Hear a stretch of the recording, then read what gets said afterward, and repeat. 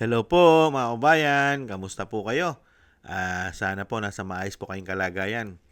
At samahan niyo po inyong lingkod, si Kamanong po, dito po sa Tambayang Makabayan at tayo po ay magkomentuhan. Mag-umpisa na po tayo. Ito po mga kababayan, nakakalungkot na naman po. Meron naman pong isang eskwelahan na nagkaroon na naman po ng shooting incident. Ito po naman ay sa Zamboanga, Ateneo de Zamboanga. Mga kababayan, nakakalungkot po. At ayon po sa mga kababayan natin, parang dalawa po yata o something ang naging biktima o baka higit pa sa dalawa. Nakakalungkot. Ito po, panoorin po natin ang kaganapan po doon dito po sa kuha ng mga estudyante. At nagsalita rin po ang presidente po ng university ng Ateneo de Zamboanga. Bakit po nangyayari po ngayon ito sa ating eskwelahan? Mukhang pati po, ito po, private po ito. Ang Ateneo, private po ito. Ano po ang nangyayari sa security ng Ateneo? Bakit po nakakapasok ang mga sandata dyan sa eskwelahan? Napakahina po ba ng security ng private school? Ito po mga kababayan, umpisa na po natin. Nakakalungkot. Halo?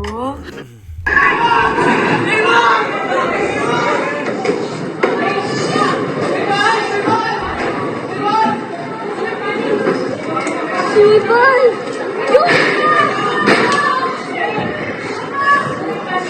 Huwag mag-ingay, huwag mag-ingay!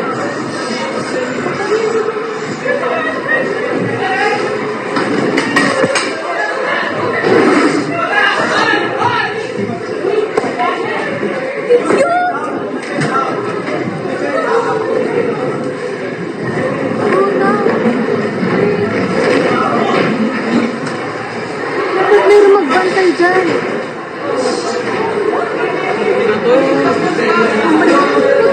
Huwag mag-ingay kasi may tao dito.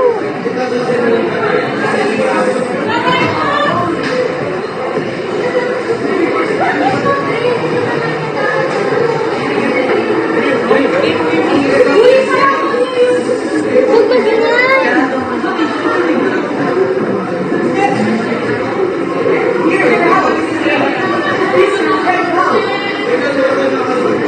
Huwag mag-ingay kasi marinig tayo.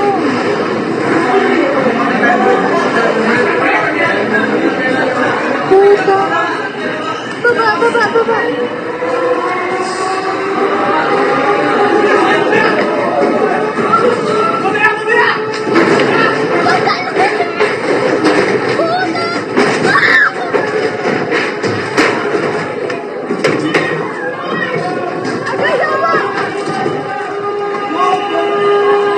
Grabe, no? Mga kababayan, grabe po. Ang nangyari po dyan sa Zamboanga de Ateneo. Grabe po.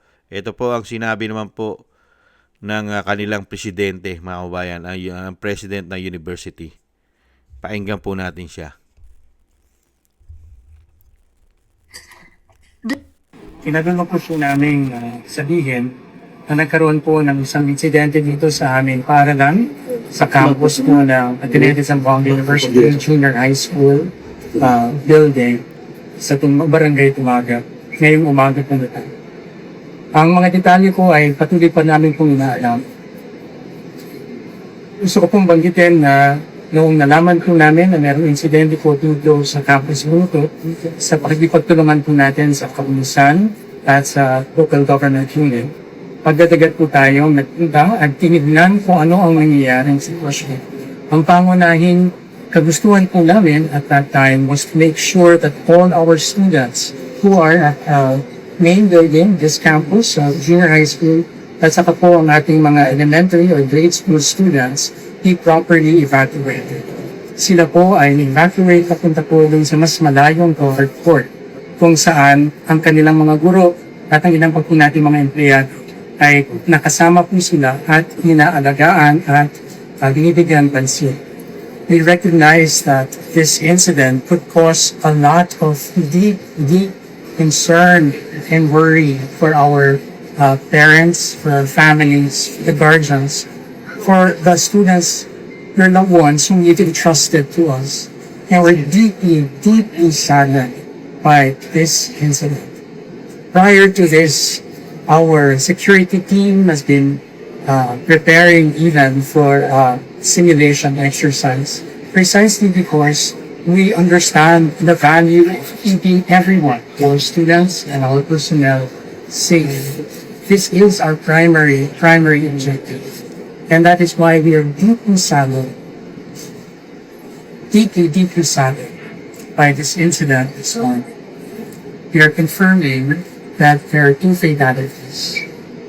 We are in the process of working with our the police for us to be able to identify them so that we could communicate first to their loved ones. Grabe. We do not have any other information as of this time.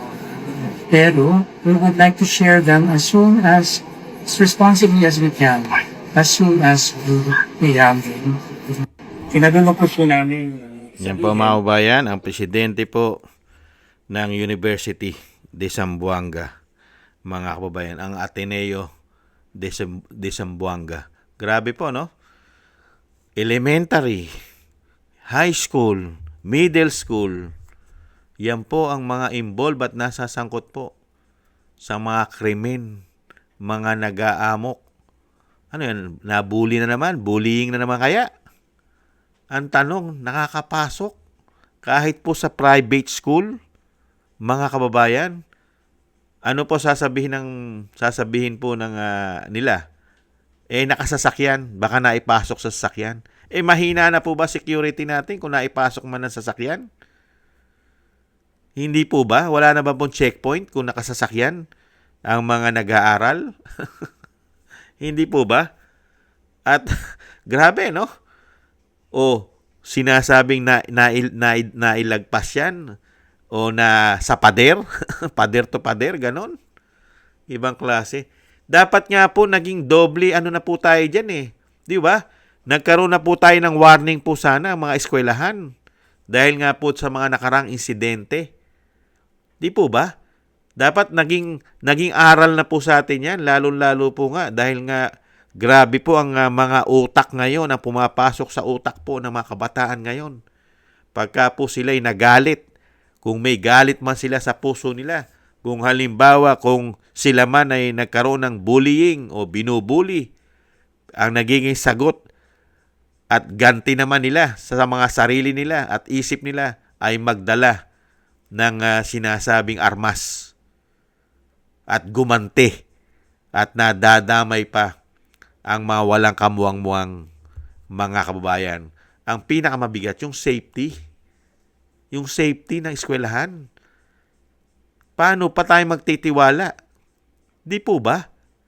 Na ganyan po alam natin, di po ba dati hindi naman nangyayari sa panahon natin yan, lalo sa panahon namin. Sa panahon namin, hindi nangyayari yan. Na ang mga estudyante nagdadala na ng armas sa eskwelahan at walang habas na gumagawa ng masama. Hindi po ba? Bakit sa panahon ngayon? Sa panahon naman ni dating Pangulong Duterte, wala naman tayo na balitaan ng mga estudyante ay open at nakakalusot at nakapagdadala na ng armas sa loob ng eskwelahan. Wala. At nung naging DepEd Secretary si BP Sara, wala naman tayo na balitaan sa panahon ng pagiging DepEd Secretary ni BP Sara na ganyan ang mga estudyante. Hindi po ba?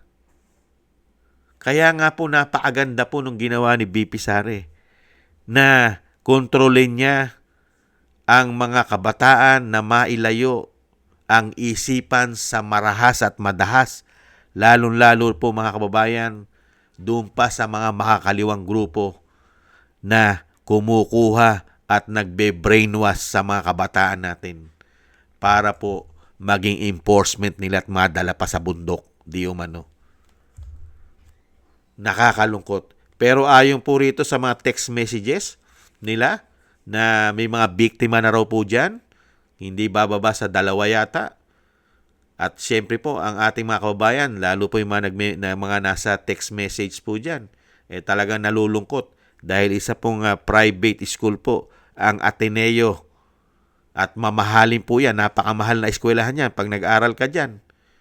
Hindi po basta-basta makapag-aaral lang katulad po nating mahihirap dyan sa mga Ateneo na yan. Hindi po ba? Kaya nga po ang tanong ng taong bayan, bakit napakaluwag ng security nila? Mga kababayan, ibang klase. Ibang klase po. Nakakalungkot po. Nakakalungkot na po ang panahon at ang nangyayari po sa ating bansa. Magmula po nung nagkaroon po tayo ng tinatawag na Pangulo na bangag ayon po sa kanyang kapatid. Nung magkaroon tayo ng ganyan pong weak na leader ayon po sa dating Pangulong Duterte, nagkaganyan na po ang ating bansa. Wala na pong takot, pati po ang mga kabataan natin. Hindi na po natatakot gumawa ng krimen. Hindi po ba bakit nagkaganyan na ng ating bansa? Hindi na rin safe ang ating mga anak sa eskwelahan. At lalong-lalong hindi po tayo safe ngayon sa ating pong mga residential, sa ating mga barangay, sa ating mga komunidad, sa ating mga probinsya, city. Hindi na rin po tayo safe dahil laganap na naman po ngayon. Nandiyan na naman po ang mga randing in tandem. Mga polboronic na talagang gumagawa ng mga krimen. Lalong-lalo po pagka sila'y wala ng pambili ng pulburon. Hindi po ba gumagawa na po ng krimen? Pero ang mga pamahalaan po natin at mga kapulisan, bakit kaya ngayon ang mga kapulisan hindi natin napagkikita? Samantalang nung panahon ni dating Pangulong Duterte, ang mga kapulisan, mga kababayan, napagkikita pa natin sa eskwelahan. Meron po silang mga pulis na nilalagay sa ating mga eskwelahan. Ganon din po sa ating mga barangay, may mga pulis. Bakit ngayon ang ating mga pulis, mukha po yatang mga kababayan, nagpapalaki na lang kaya ng mga yagballs, di umano? Nagtatanong lang po tayo. Ibang klase. Pero kung lalagyan mo rin po ng mga pulis ang mga bawat eskwelahan, baka kahit papaano matakot ang mga estudyante na magdala at gumawa po ng mga ganyang klaseng krimen. Hindi po ba? Nasa leader po kasi yan. Nasa leader. Hindi po ba? Nakakalungkot po. Yan po mga kababayan ang pinakamasakit. Bago meron na naman pong trahedya sa eskwelahan. Yan po ang nakakalungkot. At yan naman po ay masusolusyonan pa ba nila yan? Mga kababayan, kung ang leader natin ay nakatutok lamang sa politika at isang damukal na issue ng korupsyon, hindi naman po para ayusin ang ating bansa. Dahil 4 na taon tayong dinala sa grabing pamumulitika at grabing issue ng korupsyon. Kaya po ang ating bansa lugmok na lugmok sa kahirapan at binaon pa tayo sa utang. Maraming salamat po. Ingat-ingat po tayo mga kababayan. At syempre po ay tutukan din po natin ang ating mga anak. Napaka-importante po tutukan natin ang ating mga anak. Baka po naliligaw na po sila ng landas. Tutukan po natin at tayo po'y magmatsyag.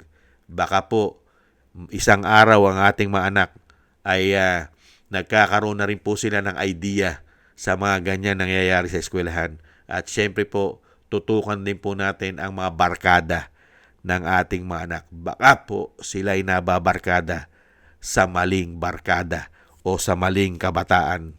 Hindi po ba? Lalo-lalo po, tutukan po natin sa masamang bisyo.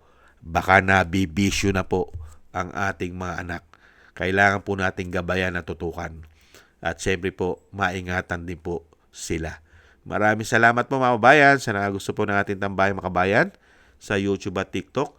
At ganoon din po sa inyo mga nagko-comment, like, share, and subscribe at patuloy po nagsusubscribe. Shoutout po sa inyo.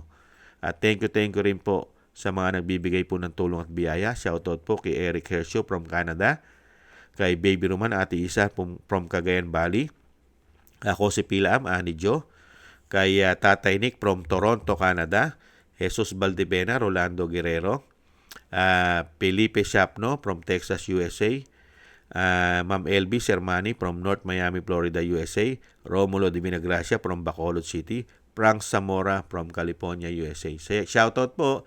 Ingat-ingat po kayo, lalo-lalo po sa inyo pumapagawa. Thank you po sa inyo. At taste lang po tayo mga kabayan at samahan po natin ng maraming dasal nang tayo po'y maingatan sa kapahamakan. God bless po sa inyo lahat. Paalam, sa muli. Bye-bye.